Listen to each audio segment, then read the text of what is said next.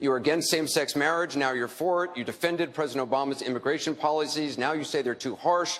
You supported his trade deal dozens of times. You even called it the gold standard. Now, suddenly last week, you're against it. Will you say anything to get elected?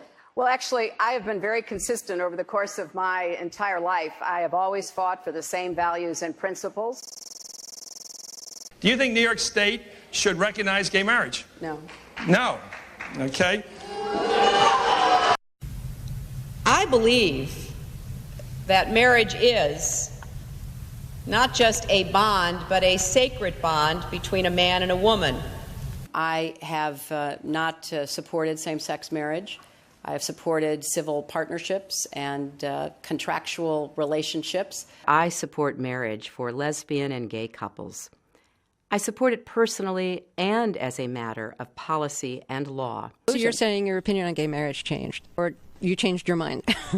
I have to say, I think you are being very persistent, but you are playing with my words and playing with what is such an important issue. I'm just trying to clarify so I can understand. No, I don't think you are trying to clarify. I think you're trying to say that, I used to be opposed and now I'm in favor and I did it for political reasons, and that's just flat wrong. So let me just state what I feel like you are implying and repudiate it. I have a strong record. I have a great commitment to this issue, and I am proud of what I've done and the progress we're making. Yeah, I'm sorry, I just want to clarify what I was saying. No, I was saying that you maybe really believed this all along, but, believed in gay marriage all along, but felt for political reasons America wasn't ready yet and you couldn't say it. That's what I was thinking. No, that is not true. It really is great how long you've supported gay marriage. Yes. I could have supported it sooner. Well, you did it pretty soon. Yeah. Could have been sooner. Fair point. Just in July, New Hampshire, you told the crowd you, quote, take a backseat to no one when it comes to progressive values. I take a backseat to no one when you look at my record and standing up and fighting for progressive values. Last month in Ohio, you said you plead guilty to, quote, being kind of moderate and center. Do you change your political identity based on who you're talking to? No, I think that, like most people that I know, I have a range of views, but they are rooted in my values and my experience. I get accused of being kind of moderate and center. I plead guilty. Just for the record, are you a progressive or are you a moderate? I'm a progressive. Going through the emails, there were over 60,000 in total sent and received. About half were work-related and went to the State Department, and about half were personal, that were not in any way related to my work. When you speak to the public, you say, I turned over everything. That's, for the most part, a direct quote. When you talk to the public, you say, I turned over everything. 90 to 95% of my work-related emails were in the state system. If they wanted to see them, they would certainly have been able to do so. You know what? That is maybe the 10th time you have cited that figure today. It is. And I have not heard anyone other than you ever cite that figure. Who told you that 90 to 95% of your emails were in the State Department system? Who told you that? We learned that from the State Department in their analysis of the emails that were already on the system. The Inspector General report found that less than 1% of State Department emails, record emails, were captured. So they give a number of less than 1%, and you give a number of 90%. I have absolute confidence that everything that could be in any way connected to work is now in the possession of the State Department. This pile represents the emails that you sent or received about Libya in 2011, from February through December of 2011. This pile represents the emails you sent or received from early 2012 until the day of the attack. There are 795 emails in this pile. We've counted them. There are 67 emails in this pile in 2012. And I'm troubled by what I see here. I can only conclude by your own records that there was a lack of interest in Libya in 2012. The server contains personal communications from my husband and me. Only time I got on the internet, I did 2 emails, and I ordered Christmas presents from a reservation. Otherwise, I found people said embarrassing things on emails. I didn't want to be one of them.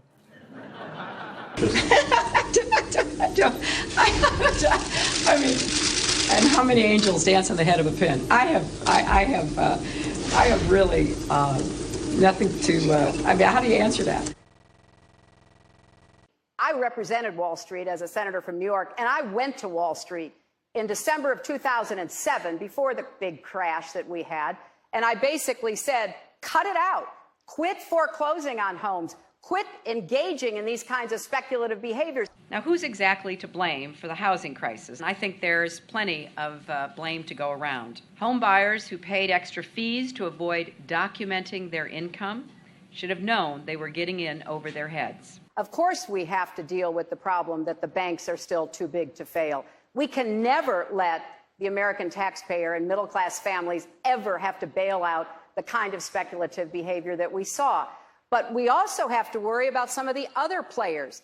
AIG, a big insurance company, Lehman Brothers, an investment bank. There's this whole area called shadow banking. That's where the experts tell me the next potential problem could come from. So I'm with both Senator Sanders and Governor O'Malley in putting a lot of attention onto the banks. And the plan that I have put forward would actually empower regulators to break up big banks. I represented New York, and I represented New York on 9/11. When we were attacked, where were we attacked? We were attacked in downtown Manhattan, where Wall Street is. I did spend a whole lot of time and effort helping them rebuild. That was good for New York, it was good for the economy, and it was a way to rebuke the terrorists who had attacked our country. 9/11 was bad. I agree with that. Time and time again, you hear one thing in speeches, and then you see a campaign that has the worst kind of tactics, reminiscent of the same sort of Republican attacks on Democrats. Well, I am here to say that it is not only wrong, but it is undermining core democratic principles. Since when do Democrats attack one another on universal health care? I've looked at the legislation that Senator Sanders has proposed, and basically he does eliminate the Affordable Care Act, eliminates private insurance, eliminates Medicare, eliminates Medicaid, TRICARE, Children's Health Insurance Program. Just because Senator Obama chose not to present a universal health care plan does not give him the right to attack me because I did. So let's have a real campaign. Enough with the speeches and the big rallies and then using tactics that are right out of Karl Rove's playbook. This is wrong, and every Democrat should be outraged. The Democratic Party in the United States worked since Harry Truman to get the Affordable Care Act passed. So shame on you, Barack Obama. It is time you ran a campaign consistent with your messages in public. Hillary Clinton's attempt to tout her foreign policy experience hounded her again on the campaign trail today. I made a mistake in describing it. She claimed she misspoke last week and was sleep deprived when she described landing under sniper fire in Tuzla, Bosnia, something that didn't happen.